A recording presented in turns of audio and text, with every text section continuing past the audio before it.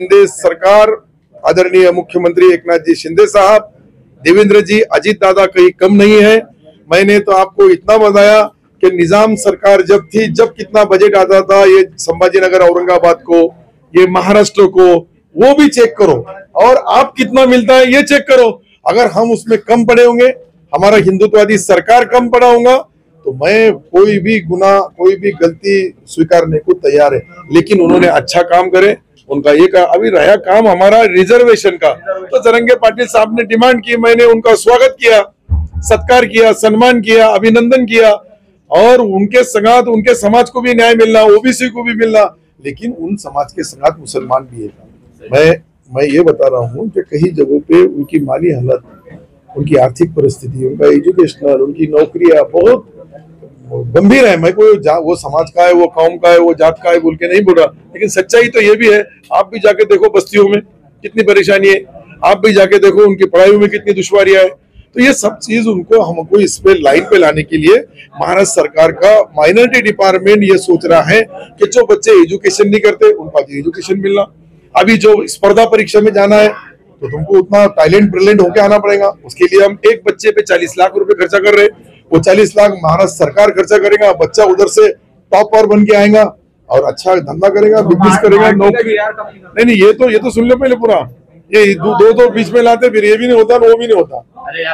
तो ये मेरी बात सुनो, ये पहली बार सरकार ने ये फैसला किया, मुस्लिम एजुकेशन के अंदर उनको रिजर्वेशन मिलना चाहिए, अच्छे टॉप के स्कूलों में, कॉलेजों में उनको एडमिशन मिलना चाहिए।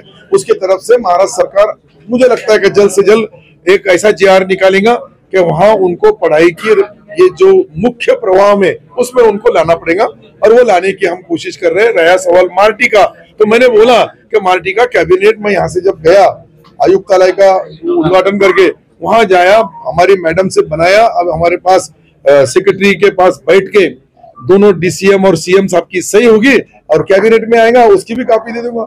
हर कैबिनेट में हम कुछ ना कुछ माइनॉरिटी के लिए करते हैं, और माइनॉरिटी एक मुसलमान ही नहीं है, माइनॉरिटी के अंदर जू है, जैन है, पंजाबी है, बौद्ध है, ऐसे 7 अलग अलग जू जात से लेके तो मुसलमान तक। आयुक्तालय में क्या काम होने वाले हैं? ये आयुक्तालय का मतलब अभी भी समझा नहीं, तुम पत्रकार हो गए तो मुझे भी आश्चर्य लग रहा है। जनता की सुनो, जनता का ही काम सुनो।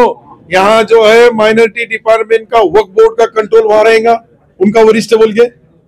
वहां जो है आज मौलाना आजाद फाइनेंस कॉर्पोरेशन है, उनका कंट्रोल वहां रहेगा। आज जो माइनॉरिटी डिपार्टमेंट का पैसा खर्च होता है वो हुआ क्या नहीं हुआ, उसका कंट्रोल वहां रहेगा। उसके बाद हमारे जो छोटे छोटे यूनिट चलते हैं, वो मदरसा, हमारा एक मदरसा बोर्ड को भी हम 2 लाख के बजाय अभी 10 लाख रुपए कर दिए। 10 लाख उनको देंगे तो वो सही गया कि नहीं गया, वो जिस चीज के लिए दिया गया उसका कंट्रोल है कि नहीं है। और आयुक्तालय यहाँ नहीं है, ये आयुक्तालय का नीचे हर डिस्ट्रिक्ट के अंदर ऑफिस रहेगा, वो उससे कनेक्ट रहेगा। 86 पद मैंने मंजूर किया, 86 तो 86 पद उनके रहेंगे और वो यहाँ के आसानी से काम करेंगे, ताकि वक्फ बोर्ड के अंदर कभी अगर एक आधा मस्जिद का इनाम है, एक आधा दरगाह का इनाम है, एक आधा वक्फ बोर्ड की प्रॉपर्टी को कोई अलग से विल्लेवाट लगा रहा, उसको वहां लेना पड़ेगा, उसको कंट्रोल करना पड़ेगा। महाराष्ट्र सरकार ने और एक ऑर्डर काढ़ा है। मैं तो देवेंद्र जी 2016 का जीआर बताया, मैं नया कुछ नहीं बताया। 2016 में देवेंद्र जी ने एक जीआर काढ़े थे कि जितनी भी वक्फ प्रॉपर्टी किसी भी व्यक्ति के नाम पे, खासदार, आमदार, मंत्री, उद्योगपति या लीडर या पुढारी, कोई भी जात का होगा, उसको राउंड मारना और वहां वक्फ बोर्ड का नाम लिखना। अंबानी की प्रॉपर्टी, मैं सबकी बात कर रहा, मैं सबकी बात कर रहा।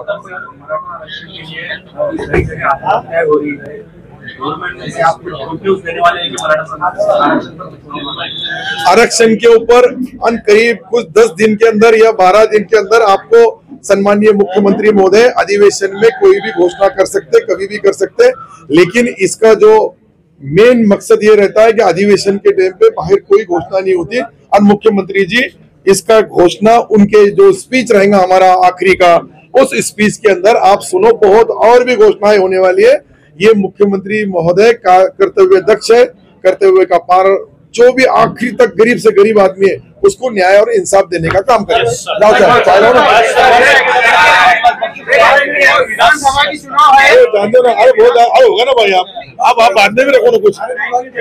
साठी बँकेच्या संचालक मंडळाला कडे तो विषय आला, महाराष्ट्र सरकारने तशी 8च टाकून दिली, का तोपर्यंत तुम्ही बाकीच्या पैशाचा हे लावणार नाही, तोपर्यंत तिकडचे पैसे यायला आम्हाला अडचण येईल. परंतु सन्माननीय बँकेचे संचालक मंडळामध्ये ज्या ज्या संचालकांनी ज्या ज्या भावना मांडल्या त्या भावनेप्रमाणे आम्ही अंतिम याच्यावर आलो. याच्यानंतर ही महाराष्ट्र सरकारने सांगितलं की त्यांना 150 कोटी माफ करून टाका, आम्ही तुम्हाला काहीतरी पैसे देऊ. किंवा आज आपण पाहिलं का महाराष्ट्र सरकारने हा जे काही महिलांसाठी 1500 रुपये दर महिना केला, त्याची मोठा बोध सरकारवर येणार आहे.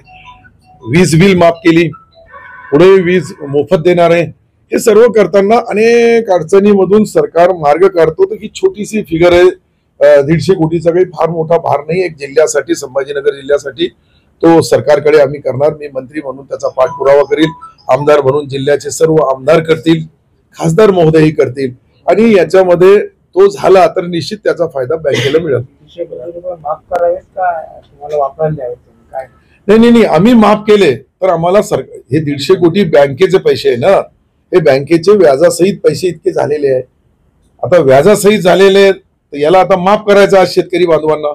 शेतकरी बांधवाला माफ केलं तर आम्हाला सरकारने तितके पैसे, एक तर 100 कोटी रुपये विशेष, जसा नांदेडला दिला होता विशेष पॅकेज तसं द्यावं, किंवा 150 कोटी रुपये आम्हाला बिनव्याजी 10 वर्षासाठी वापरायला द्यावे सरकारने. अशा पद्धतीने सर्व सदस्यांनी ज्या भावना मांडल्या त्या मी आपल्या समोर मांडू लागलो. 150 कोटीचा जो खड्डा पडणार आहे जी तो सरकारने भरून काढावा असं म्हणतो. माझी अशी विनंती आहे, सर्व सदस्यांची विनंती आहे, सरकार याच्यावर विचार विनिमय करेल.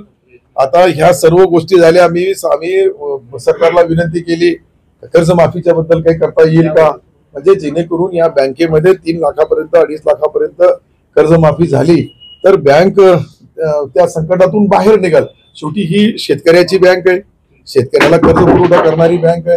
हे शेतकऱ्यांसाठी करतात तर शेतकऱ्यांसाठी सरकार बी अनुकूल असतो. प्रत्येक वेळेस सरकारने आतापर्यंत जे जे निर्णय घेतले ते शेतकरी बांधवाचा हित लक्षात ठेवूनच घेतले. तर तुम्ही आता बोलताना म्हटलं की वीज बिल माफ करणार सरकार, हो, कुणाचा आणि कसला, आणि सरकारची पॉलिसी तयार झाली का, कधीपासून राबवणार? हे पहा, अजित दादांनी कालच तुम्ही ऐकलं असेल का महाराष्ट्राच्या विधानसभेमध्ये उपमुख्यमंत्री महोदयांनी वित्तमंत्री म्हणून जो आमचा राहिलेला जो बजेट होता त्याच्यामध्ये प्रोव्हिजन करताना 1 हाऊस पॉवर पासून तर 7.5 हाऊस पॉवर पर्यंत वीज राहणार नाही, फुकट मिळेल, मोफत मिळेल.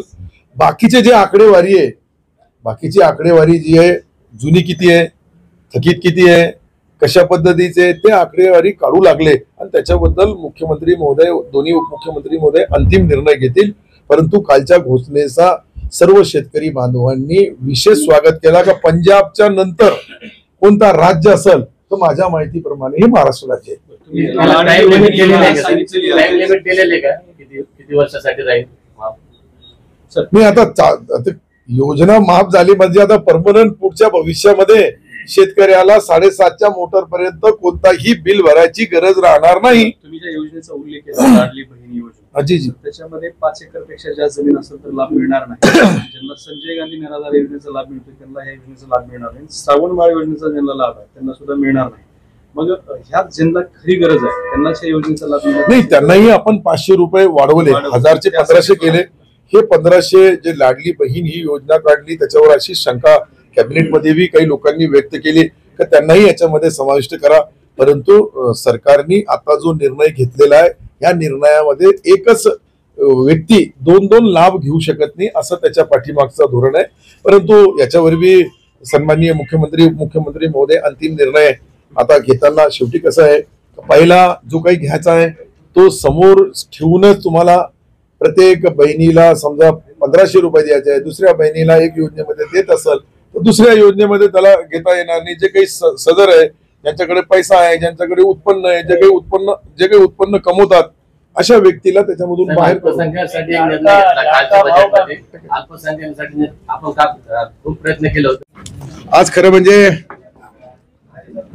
संभाजीनगर औरंगाबाद जिल्हा मध्यवर्ती बँकेसाठी महाराष्ट्र सरकारने जे खास बाब म्हणून 64 कोटी रुपयाचा शेतकऱ्यांसाठी विशेष कर्जमाफी दिली.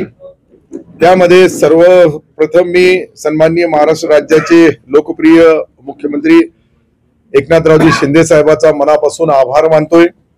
त्याचप्रमाणे आमच्या उपमुख्यमंत्री आदरणीय देवेंद्रजी, दुसरे उपमुख्यमंत्री आदरणीय अजितदादा पवार आणि विरोधी पक्ष नेते, आम्ही दोन्ही मंत्री या संस्थेचे संचालक आहे. मी आहे, भोमरे साहेब पूर्वी आता खासदार झाले.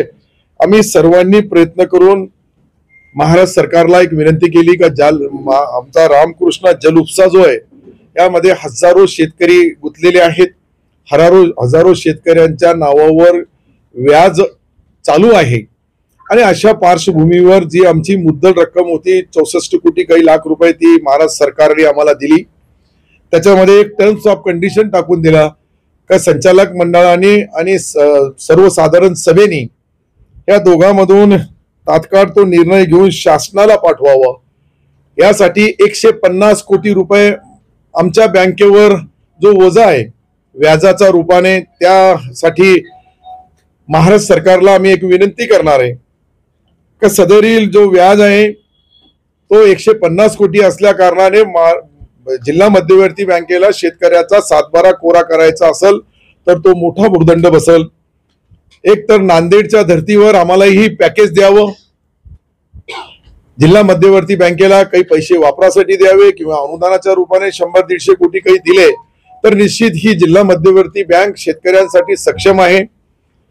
लातूर नंतर मराठवाड्यामध्ये एकमेव औरंगाबाद संभाजीनगर जिल्हा जो आमची जिल्हा मध्यवर्ती बँक आहे त्या माध्यमातून त्याचा विशेष फायदा हजारो शेतकरी याच्यावरून कर्ज माफ होणार आहे. त्याचा जो भाग भांडवल आणि ती जी रामकृष्ण जल उपसा आहे त्या जल उपसाला बँकेच्या ताब्यात राहील. बँक त्याला जे काही त्याची मुद्दल आणि व्याज जो आमचा 150 कोटी रुपये माफ करू लागलो त्याबद्दल राहील. अशा पद्धतीने आज ठराव सन्माननीय सदरील या मीटिंग मध्ये सर्व सन्माननीय सदस्यांनी एकमुखाने पास केला. आणि विशेष म्हणजे याच्यानंतर विशेष सर्वसाधारण सभा बोलवावी. जे विशेष सर्वसाधारण सभेला सर्व जिल्ह्याचे विविध कार्यकारी सोसायटीचे निमंत्रित प्रतिनिधी येतात आणि त्यांच्या समोर हा विषय ठेवून ही विषय पुढे याला राजकारणामध्ये समाजकारणामध्ये आपण शेतकऱ्याच्या हितासाठी वापर करू लागलो, परंतु कोणी तक्रार केली तर परत याचा काही विपरीत परिणाम होऊ नये. संचालक मंडळाला ज्या ज्या शंका होत्या आम्ही त्या सर्व चर्चा केल्या. आपल्या जिल्ह्याचे या विभागाचे जॉईंट रजिस्ट्रार यांनाही बोलवलं, त्यांच्याकडून ही आम्ही सल्ला घेतला आणि सल्ला घेतल्यानंतर त्यांनी सांगितलं काही करायला हरकत नाही. त्या पद्धतीने आज खरं म्हणजे गेल्या 45 वर्षापासून याची मागणी होती, पण 45 वर्षामध्ये अनेक अडचणी आल्या. आज राज्याचे मुख्यमंत्री आदरणीय एकनाथरावजी शिंदे साहेब, देवेंद्रजी आणि अजितदादांनी आम्हाला कॅबिनेटमध्ये मंजुरी दिली. त्याच्यामध्ये जी आट टाकली ही बाकीचे उर्वरित पैसे बँकेने माफ करावे किंवा काय करावं तसा खुलासा तात्काळ महाराष्ट्र सरकारला करावा. म्हणून महाराष्ट्र सरकारचा मी कॅबिनेट मंत्री पण आहे. कॅबिनेटमध्ये हा ठराव झालेला आहे, परंतु शेवटी या कायद्याच्या बाजू सर्व तपासून जर्नल बॉडी समोर ठेवला, ती विशेष सभा बोलवली तर त्याच्याबद्दल जे आमच्या जिल्ह्याचे या बँकेचे मालक म्हणजे सर्व शेतकरी, विविध कार्यकारी सोसायट्या, नवनागरी अशा सर्व लोकांना बोलवून त्याच्यामध्ये आम्ही अंतिम निर्णय घेऊ. आणि हे सर्व घेतल्यानंतर याचा परिणाम असा होईल